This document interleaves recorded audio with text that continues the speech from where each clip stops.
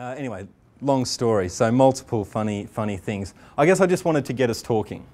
And I really want today to be interactive. I said, as I also mentioned, in a high-tech world, people appreciate a high-touch approach. And for many years now, there's been a discussion in the business community, particularly in the Western world, or largely all over the world, while we were in boom time, while the economy was continually growing over the last 10 to 15 years, about this war for talent. Did anyone sort of hear about the war for talent? Yeah? Okay. Which basically means there were more jobs than people. Yeah? Because of booming economic times. So companies were clambering to get the best people they could, and they could almost never get enough. And good people were hard to find. You've heard that before. Particularly true in those times. And I think things have shifted now.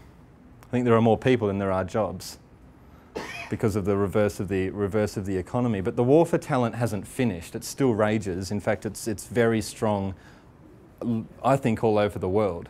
The new war for talent isn't about people not being able, there being too many jobs than there are people. The new war for talent is a war for engagement.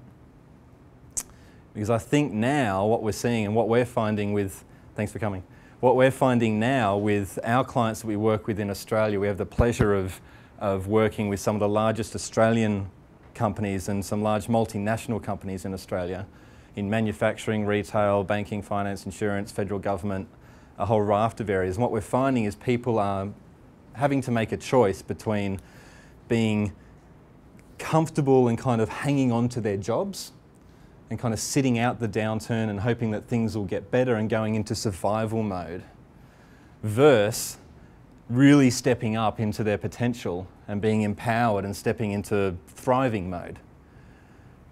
And there's two very distinct mindsets there. The difference is a group of people who are disengaged day to day and who are uninspired about going to work and are just sitting out the downturn, holding on to their jobs. And another group of people who are using what's going on as a catalyst to get engaged and to really step up and to really try and make a difference and use this as a catalyst for growth, not a catalyst for shrinking. Does that make sense? So the war for engagement is a war we fight with ourselves, and a war that we fight with the teams that we lead if we're in those sorts of positions. The risk companies face now is, the risk we face for ourselves and the risk companies face now is they risk a disengaged, fearful, uninspired, worried, sometimes angry, maybe a little bit resentful workforce. And that's tough.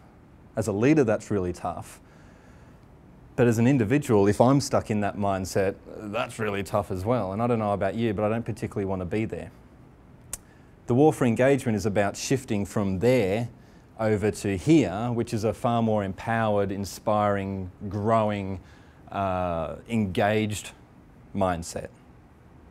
Does that make sense? The battlefield is somewhere in between, and we have a choice every day in terms of which one we sit in. This morning is going to be about how we can win that for ourselves, and this afternoon is going to be, given that context, how do we lead and how do we communicate in that sort of environment? I'm not here to say that you should be in one or the other.